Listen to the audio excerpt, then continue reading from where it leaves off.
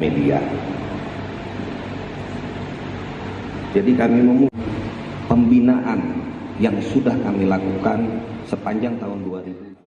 Kapolresta Banda Aceh dalam penyampaian rilis akhir tahun 2023 di Aula Indoor Polresta pada Jumat kemarin memaparkan selama tahun 2023 ada sekitar 4 gelombang pengungsi etnis Rohingya yang masuk ke wilayah hukum Polresta Banda Aceh yang ditampung di penampungan sementara Ladong Aceh Besar. Gelombang pertama sebanyak 57 orang Rohingya tiba di kawasan Pantai Ladong pada 25 Desember 2022. Lalu gelombang kedua sebanyak 184 orang mendarat di Pantai Pasilo pada 8 Januari 2023. Gelombang ketiga sebanyak 91 orang pada 16 Februari 2023 yang merupakan pindahan dari Abdia. Dan yang terakhir adalah di Blang Ulam pada 10 Desember 2023 kemarin, yakni sebanyak 137 orang yang merupakan sebagian besar kini masih di gedung BMA. Dari gelombang terakhir itu ada 3 warga Rohingya yang ditetapkan sebagai tersangka terkait penyelundupan manusia. Hal ini diungkapkan Kapolresta Banda Aceh, Kombes Pol Fahmi Irwan Ramli saat konferensi pers.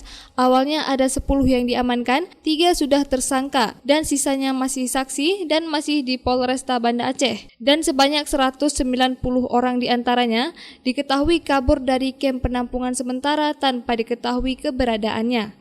Jadi begini, kalau wilayah Polresta Banda Aceh itu ada 3 gelombang, yang Desember, kemudian yang Januari, dan yang terakhir. Dan ada yang di Lampana itu sebenarnya wilayah hukum Aceh Besar, tapi dibawa juga ke Ladong. Kemudian ada yang dari Abdia, itu juga dikirim ke Ladong. Jadi total yang kami urusin dalam penanganan Rohingya itu sebanyak 469 orang. 190 diantaranya kabur. 190 itu kabur. Kita tahu mana? Yang 10 Desember 2023 itu yang saya sampaikan bahwa 135 itu di pantai. Ini kok 2 orang ini ngapain? Alasannya itu cari makan dan minum. Loh, emangnya yang lain nggak makan dan minum? Apa nggak kelaparan? Apa nggak kehausan? Makanya karena dapat informasi dari masyarakat sudah diamankan di pos Lampana, kami bawa keduanya ke Polresta untuk didalami. Hasil penyelidikan kami itulah kami temukan ada dugaan tindak pidana penyelundupan manusia yang sudah ditetapkan 3 tersangka. Ada 3 tersangka dan sudah kita tahan. Ada 1 orang warga negara Bangladesh dan ada 2 orang warga negara Myanmar. Dari Banda Aceh, Lala Nurmala melaporkan untuk Puja TV Aceh.